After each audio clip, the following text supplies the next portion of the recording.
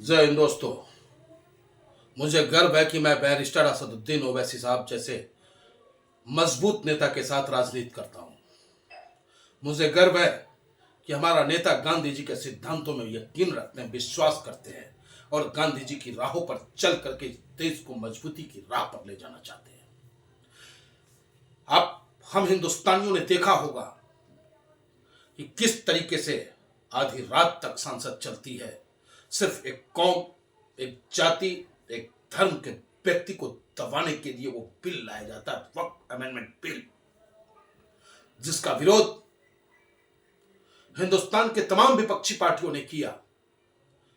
विरोध करने का अपना सबका एक तरीका था, लेकिन हमने और आपने देखा है पूरे कार्य लोकसभा चलते हुए हमने टीवी पे महसूस किया कि विपक्ष के लोगों ने विरोध तो जरूर किया, लेकिन विपक्ष करने का अंदाज निराला था। कोई मुस्कुरा करके विरोध करने का काम कर रहा था। पता चल रहा था कि वो वक्फ अमेंडमेंट बिल का विरोध कर रहे हैं या खुद की बचाव के लिए मुस्कुरा रहे हैं। कांग्रेस पार्टी के गोगोई साहब कहते हैं कि बिल तो ठीक है, लेकिन कुछ सुधार करने की आवश्यकता है। किस तरीके का विरोध है ये?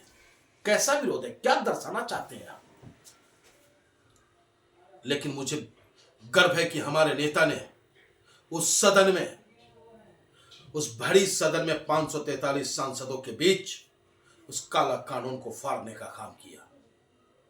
उन्होंने कहा कि यह बिल मुसलमानों के हक और अधिकार को छीनने के लिए है। उन्होंने कहा कि यह बिल भूमाफियाओं को संरक्षण देने के लिए है। उन्होंने कहा कि यह बिल कहीं से कहीं तक मुसलमानों के हित में नहीं है। बेशक ये सरकार मुसलमानों को समझाने का प्रयास कर रही है, ये सरकार और गोदी मीडिया इस बिल की अच्छाई तो बड़ी बारीकी से समझाने का कार्य कर रही है, लेकिन इस बिल की वजह से क्या क्या नुकसान होने जा रहा है उसको सुनने को तैयार नहीं है, उसमें सुधार करने को तैयार नहीं है, न ही कोई बताने को तैयार है। हमारे नेता ने, बैरिस्टर असदुद्दीन ओवैसी साहब ने कहा कि इस बिल से खुश होने की आवश्यकता नहीं है। जो लोग खुश हो रहे हैं, ये बिल जब कानून के दायरे में आ जाएगा तो ये कहीं ना कहीं बहुत बड़ा दर्द पहुंचाने का कार्य करेगा। और जब बिल को फाड़ा हमारे नेता ने, तो माननीय गृह मंत्री जी कहते हैं कि ये संसद का कानून है, मानना पड़ेगा। तो आपको मैं याद दिलाना चाहता हूं माननीय गृह मंत्री अमित शाह जी कि उसी संसद ने 3 काला कानून बनाया था किसानों के खिलाफ, और हिंदुस्तान की जनता ने जब अंगड़ाई ली थी, बेशक उसमें शहादतें हुई, लेकिन आपको बैकफुट पे आना पड़ा, झुकना पड़ा, आपको वो बिल वापस लेना पड़ा। लेकिन उन बिल वापस लेने से पहले आपने इस बिल की कितनी तारीफ की थी। बिल वापस लेने से पहले किसानों को किन किन शब्दों से आपने नवाजा था, कितना बढ़िया बढ़िया नाम देने का कार्य आपने किया था। उसी तरीके से फिर आज आप इस बिल के साथ इसकी तारीफ पे तारीफ करते जा रहे हैं। लेकिन जब जनता अंगड़ाई लेती है साहब, और राम मनोहर लोहिया जी ने कहा था कि जब जब सड़कें सुनी हुई है, जब जब सड़कें सुनी हुई है, संसद आवारा हो गया है। और वही हालात है आज एक एक करके आप पुलिस के दम पर मुकदमा लगाकर एक एक करके हर विपक्षी पार्टियों को तोड़ने का कार्य करते हो ताकि सड़कों पे कोई ना उतरे।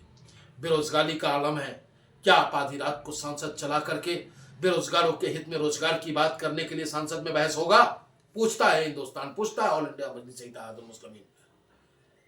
क्या महिलाओं की असीमता सुरक्षा को लेकर के क्या आधी रात को संसद चलेगी? नहीं चलेगी। सिर्फ ध्रुवीकरण करने की नियत से, अपने वोट बैंक को सुरक्षित करने की नियत से यह बिल लाया गया है। और आपके संसदीय कार्य मंत्री किरण रिजिजू साहब सुबह में बयान कुछ और देते हैं कि 2 गैर मुस्लिम मेंबर्स होंगे, और शाम होते होते पलट जाते हैं आप। तो यह आपका चाल और चरित्र है, चेहरा है कि सुबह कुछ शाम कुछ और। और जब मेरा नेता बिल को फाड़ता है तो आप धमकाने के अंदाज में बात करते हैं। क्या ये लोकतंत्र नहीं है, ये तानाशाही चल रहा है? आप डरा करके इस बिल को पास कराना चाहते हैं, डरा करके जबरन इस बिल को थोपना चाहते हैं। नहीं डरेंगे।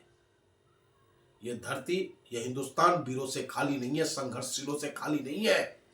संवैधानिक तरीके से लोकतांत्रिक प्रक्रिया के तहत इस बिल का हम विरोध करते हैं और हमारे नेता बैरिस्टर असदुद्दीन ओवैसी साहब का जब भी निर्देश होगा, उनका सिपाही सड़कों पे होगा और वो सदन में आपकी आंखों में आंखें डाल करके बिल में जो नाकामियां, जो कमियां है, उसको गिराने का कार्य करेंगे।